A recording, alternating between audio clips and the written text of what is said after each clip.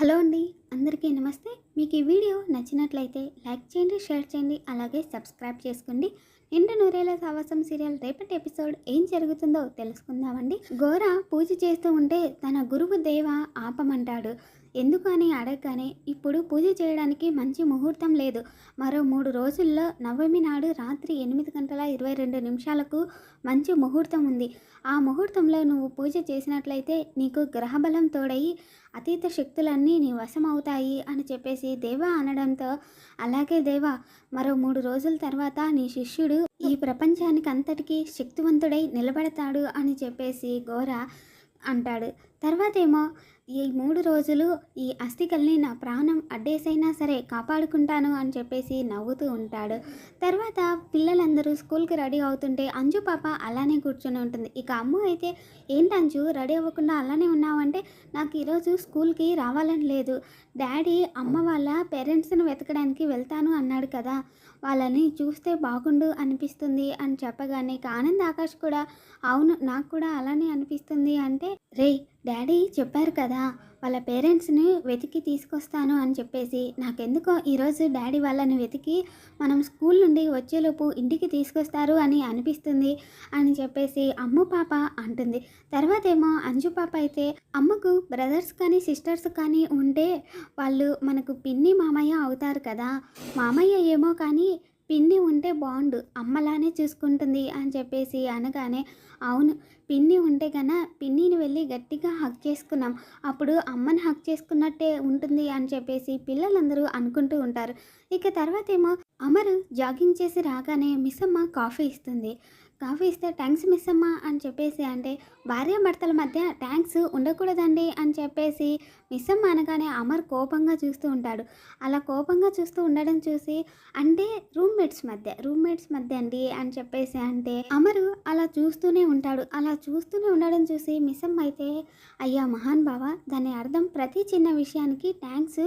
చెప్పకూడదు అని చెప్పేసి అంటుంది. ఇక అంతలోనే పిల్లలంతా కిందికి దిగి గుడ్ మార్నింగ్ డాడీ అని చెప్పగానే ఇక అంజు పాప అయితే, డాడీ ఈరోజు తాతయ్యని చూడడానికి వెళ్ళాలి కదా అని చెప్పేసి అంటుంది. అంతలోనే మంగళ ఫోన్ చేయడంతో ఇక అమరు, చెప్పండి మంగళ గారు అని చెప్పేసి అంటే, ఇక మంగళ అయితే, డాక్టరు చూశారు బాబు, ఆయన ఆరోగ్యం కుదుటపడింది, మిమ్మల్ని అందరినీ ఒకసారి చూడాలంటున్నారు అని చెప్పేసి చెప్తుంది. తర్వాత ఏమో అమర్ ఫోన్ పెట్టేసి, మిస్ అమ్మ మీ నాన్నకి ఆరోగ్యం బాగుందంట, అందరినీ ఒకసారి చూడాలి అంటున్నారంట, అమ్మ నాన్నకు కూడా చెప్పు వెళ్దాము అని చెప్పేసి అంటాడు. తర్వాత ఏమో అంజు పాప, నువ్వు ఎలా చెప్పావు ఈరోజు తాతయ్యను చూడడానికి వెళ్ళాలి అని చెప్పేసి ఫోన్ రాకముందే అని అడిగితే, నేను చెప్పింది ఈ తాతయ్య గురించి కాదు డాడీ, అమ్మ వాళ్ళ పేరెంట్స్ని వెతుకుతా అన్నారు కదా అని చెప్పేసి అంటుంది. ఇక ఆనంద్ అయితే, డాడీ మేము కూడా నీతో పాటు వస్తాం డాడీ వాళ్ళ పేరెంట్స్ని వెతకడానికి అని చెప్పేసి అంటే, వద్దు నాన్న, నేను ఒక్కడినే వెళ్ళి వెతుకుతాను, వాళ్ళు దొరకగానే ఇంటికి తీసుకొస్తున్నాను అని చెప్పేసి అమర్ అంటాడు. తర్వాత ఏమో అంజు పాప, సరే డాడీ, ముందు ఈ తాతయ్యని చూసిరండి, తర్వాత ఆ తాతయ్యని వెతకడానికి వెళ్ళండి అని చెప్పేసి ఇక పిల్లలంతా స్కూల్కి టైం అవుతుందని బయలుదేరుతూ ఉంటారు. తర్వాత అలా బయటికి వెళ్తూ ఉండగానే పిల్లలంతా డల్గా ఉండడంతో ఇక రాతోడు పిలిచి, పిల్లలు ఎందుకు ఈరోజు డల్గా ఉన్నారు అంటే, డాడీ మమ్మీ వాళ్ళ పేరెంట్స్ని వెతుకుతా అన్నారు కదా, మేము కూడా వస్తాము అంటే వద్దు అన్నారు అని చెప్పేసి అంటే, ఇక రాతోడైతే, మీ అమ్మను వద్దనుకున్న వాళ్ళలో మీ అమ్మని చూసుకోవాలి అనుకుంటున్నారా, మీ అమ్మ పేరెంట్స్ దొరకగానే నేనే మిమ్మల్ని స్కూల్ నుండి తీసుకొచ్చేస్తాను, పిల్లలు బాధపడకండి అని చెప్పేసి అనగానే ఇక అమ్మ పాప కూడా, రే డాడీ చెప్పారు కదా వాళ్ళ పేరెంట్స్ దొరకగానే తీసుకొచ్చేస్తాను అని చెప్పేసి,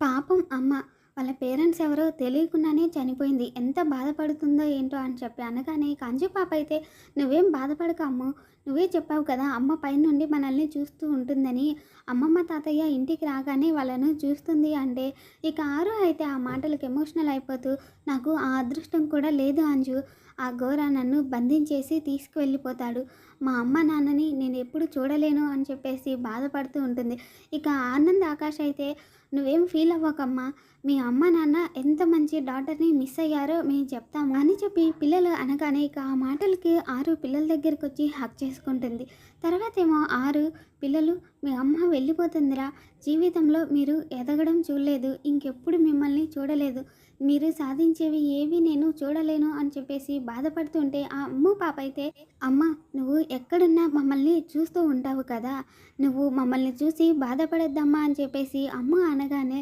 అమ్మ నువ్వు బాధపడుతూ ఉంటే మేము కూడా బాధపడతామమ్మా, నువ్వు సంతోషంగా ఉంటేనే మేము కూడా సంతోషంగా ఉంటాము అని చెప్పేసి అంజు అంటుంది. తర్వాత ఏమో ఇక 6 అమ్ము దగ్గరికి వెళ్ళి, అమ్ము నువ్వే వీళ్ళందరినీ జాగ్రత్తగా చూసుకోవాలి, మిస్సమ్మ మాట విను, మిస్సమ్మ చేయి వదిలిపెట్టకూడదు అని చెప్పేసి అనగానే ఇక 6 మాటలు అమ్ముకు వినపడినట్టు ఆ అమ్మ అన్నట్టు సైగ చేస్తుంది. తర్వాత ఏమో రాతోడి దగ్గరికి వెళ్ళి, రాతోడు పిల్లలు జాగ్రత్త, పిల్లలు ఎప్పటికీ మిస్సమ్మకి దూరం కాకుండా నువ్వే చూసుకోవాలి, ఎప్పుడు ఒంటరిగా వదిలిపెట్టద్దు అని చెప్పేసి అంటుంది. తర్వాత ఏమో పిల్లలు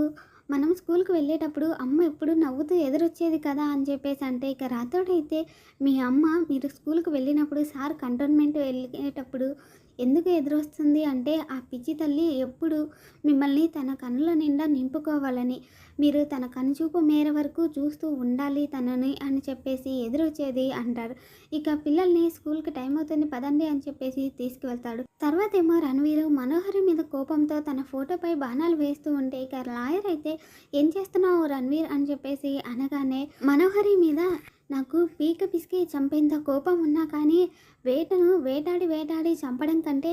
వేచి చంపడంలోనే మజా ఉందని తెలుసుకున్నాను అని చెప్పేసి అనగానే, ఇక లాయర్కి డౌట్ వచ్చి ఏం చేయబోతున్నావు అనగానే, ఇన్ని రోజులు మనోహరి నా కళ్ళ ముందు ఉంటూ నాకు దొరకకుండా తప్పించుకుంది, ఇక మీదట అలా జరగనివ్వను, నేనే తన కళ్ళ ముందుకు వెళ్తాను అని చెప్పేసి రణవీర్ అనగానే, ఇక ఆ లాయర్ అయితే నీకేమైనా పిచ్చి పట్టిందా రణవీర్, మనోహరి ఉండేది అమరేంద్ర ఇంట్లో, నువ్వు మనోహరి ముందుకు వెళ్ళాలి అంటే అమరేంద్రని దాటుకొని వెళ్ళాలి, ఆ విషయం మర్చిపోయావా, నీకు బెయిల్ ఇచ్చి తీసుకొచ్చింది ఇందుకేనా, అమరేంద్ర నువ్వు ఫంక్షన్లో చేసిన దానికి ఎంత కోపంగా ఉన్నాడో తెలీదు, తన కంట పడితే ఏం చేస్తాడో కూడా తెలీదు అని చెప్పేసి అనగానే, నాకు తెలుసు ఆ మనోహరిని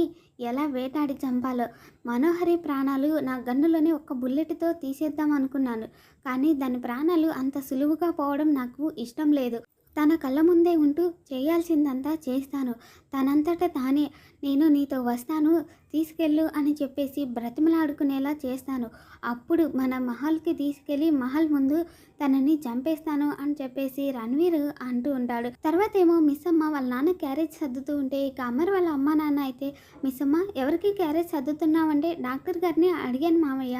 నాన్న హోమ్ ఫుడ్ తినచ్చన్నారు, అందుకే ఆయనకి ఇష్టమైనవన్నీ వండాను అనగానే, నీకు మాత్రం మీ నాన్న అంటే చాలా ప్రేమ మిస్సమ్మ,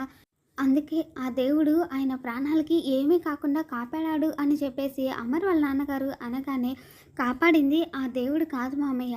ఆయనే కాపాడాడు, డాక్టర్ గారు ఆయన ఆరోగ్యం అస్సలు బాగలేదు, ఆపరేషన్ చేయాలి, ఆపరేషన్కి ఇన్ని లక్షలు అవుతాయి అని చెప్పినప్పుడు నా కాళ్ళు చేతులు ఆడలేదు మామయ్య, అప్పుడే ఆయన నేను చేస్తాను అని చెప్పేసి నా కొండంత కష్టాన్ని నిమిషంలో తీర్చేశారు, ఆయన పైకి అలా కనిపిస్తాడే కానీ మనుషుల్ని చాలా జాగ్రత్తగా చూసుకుంటాడు, తన చుట్టూ ఉన్న వాళ్ళని ప్రేమిస్తాడు, ప్రేమించిన వాళ్ళ కోసం ఎంత దూరమైనా వెళ్తాడు, మా నాన్నకు ఏమన్నా అయి ఉంటే నేను అనాథన అయి ఉండేదాన్ని, నేను అనాథన కాకుండా ఆయన కాపాడాడు, ఆయన రుణం ఏమిచ్చి తీర్చుకోలేను అని చెప్పేసి అనగానే, ఇక అమర్ వాళ్ళ నాన్నగారైతే, మిస్సమ్మ వాడేమీ మీకు సహాయం చేయలేదు, వాడి మామయ్యను కాపాడుకోవడం వాడి బాధ్యత, అదే చేశాడు వాడు అని చెప్పేసి అనగానే, అవునమ్మా నువ్వు అలా అనుకోవద్దు, భార్యాభర్తలు అన్నాక కష్ట సుఖాలు బాధలు బాధ్యతలు అన్నీ కలిసి పంచుకోవాలి అంటాడు. ఇక అమర్ వాళ్ళ నాన్నగారైతే, దేవుడు ఎవరిని ఎక్కడ పరిచయం చేయాలో ఎప్పుడు వాళ్ళని కలపాలో ఆ దేవుడికి బాగా తెలుసు మిస్సమ్మ అనగానే, ఇక అమర్ వాళ్ళ అమ్మగారు కూడా, అవును మిస్సమ్మ, ఎక్కడ నువ్వు ఎక్కడ మేము, మా కోడల్ని పోగొట్టుకొని చీకట్లో ఉన్న మా జీవితాల్లోకి ఒక వెలుగులా వచ్చావు, తిరిగి మేము కోల్పోయిన సంతోషాలన్నింటినీ ఇచ్చావు, మేము కోల్పోయినవన్నీ నీ రూపంలో తిరిగి మా ఇంటికి వచ్చావు, నీ మాట నీ రూపు నీ నడవడిక అచ్చం మా కోడల్లాగే ఉంటాయి తెలుసా, మా కోడల్ని నిన్ను పక్క పక్కనే నిల్చోబెడితే అక్కా చెల్లెళ్ళు అనుకుంటారు అని చెప్పేసి అమర్ వాళ్ళ అమ్మగారు అనగానే, అక్క అనే పిలుపు నా జీవితంలో ఎక్కువ రోజులు నిలవలేదండి. అక్క అని ఎవరినైనా పిలవాలి అంటేనే నాకు భయంగా ఉంది అత్తయ్య అని చెప్పేసి అంటుంది. తర్వాత ఏమో అమర్ వాళ్ళ అమ్మగారు, నువ్వు కూడా మీ నాన్న అక్క కోసం వెతుకుతున్నాడు అని చెప్తున్నావు కదా, ఆయన మీ అక్క కోసం ఎంతో బాధపడుతున్నాడు కదా, అమర్తో పాటు కలిసి నువ్వు కూడా మీ అక్కని వెతకచ్చు కదా, అనాథాశ్రమంలో ఉంది అన్నావు కదా అని చెప్పేసి చెప్తూ ఉంటుంది. తర్వాత ఏం జరుగుతుందో మళ్ళీ మన ఛానల్లో తెలుసుకుందాం. Thanks for watching.